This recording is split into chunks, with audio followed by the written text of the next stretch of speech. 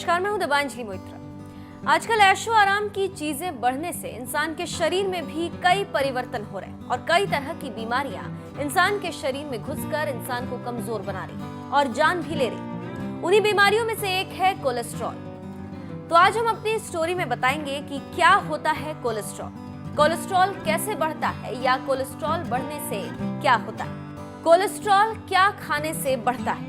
शरीर के रचना के हिसाब से शरीर में लिवर द्वारा निर्मित मोम या वसा जैसे पदार्थ को ही कोलेस्ट्रॉल कहा जाता है। अलग अलग तरह की शारीरिक क्रियाओं को संपन्न करने के लिए उचित मात्रा में कोलेस्ट्रॉल का शरीर में होना बहुत आवश्यक है, जैसे कि कोशिका झिल्ली, विटामिन डी, पाचन और कई तरह के हार्मोन्स जैसे एस्ट्रोजन, प्रोजेस्टेरॉन, टेस्टोस्टेरॉन, कोर्टिसोल और एल्डोस्टेरॉन के बनाने के लिए कोलेस्ट्रॉल की जरूरत पड़ती है।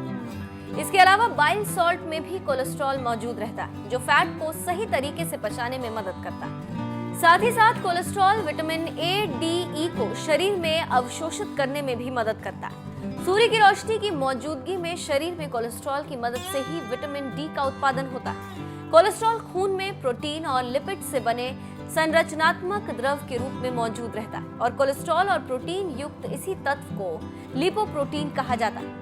लिपोप्रोटीन्स कोलेस्ट्रॉल को रक्त प्रवाह के माध्यम से शरीर के अन्य अंगों में पहुंचाने में मदद करते हैं। लिपोप्रोटीन मुख्य रूप से दो तरह के होते हैं।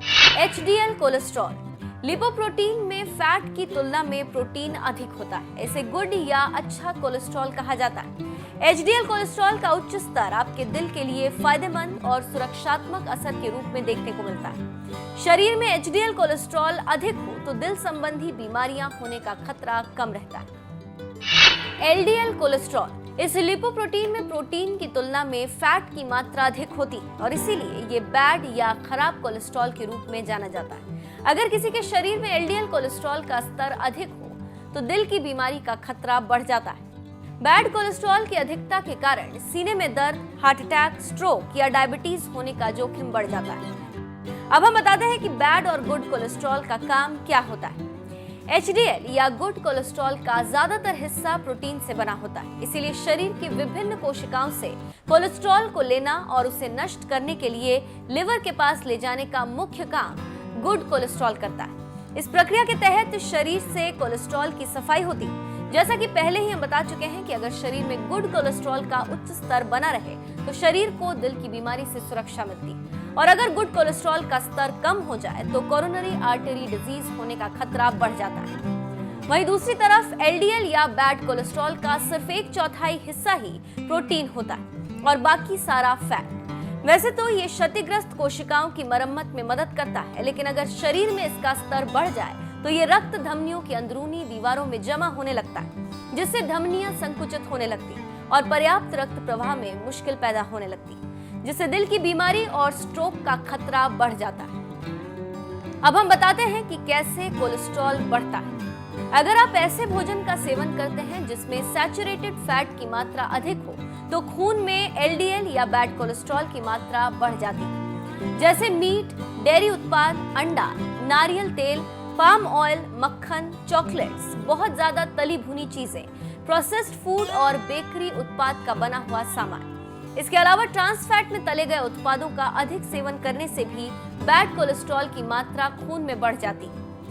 इसके साथ ही साथ अगर कोई इंसान अपने रोजाना की जीवन शैली में किसी तरह की शारीरिक गतिविधि ना करे, हर वक्त बैठा रहे, तो इससे भी खून में एलडीएल या बैड कोलेस्ट्रॉल की मात्रा बढ़ जाती है और गुड कोलेस्ट्रॉल यानी एचडीएल का सुरक्षात्मक प्रभाव कम होने लगता है। इसके अलावा मोटापे की समस्या भी खून में फैट के सर्कुलेशन को बाधित करती है। अगर कोई शख्स लंबे समय तक धूम्रपान करता है तो उसकी रक्त धमनियां कठोर होने लगती, जिससे ब्लड प्रेशर बढ़ने लगता है, दिल को ऑक्सीजन की जरूरत बढ़ने लगती और इस कारण फैट मेटाबॉलिज्म से जुड़ी एक बीमारी हो सकती, जैसे PCOS, hypothyroidism, diabetes, kidney disease, rheumatoid arthritis, psoriasis आदि की वजह से भी कोलेस्ट्रॉल का लेवल बढ़ने लगता है। कैसे करें बचाव? डाइट से जुड़ी आदतों में बदलाव करें।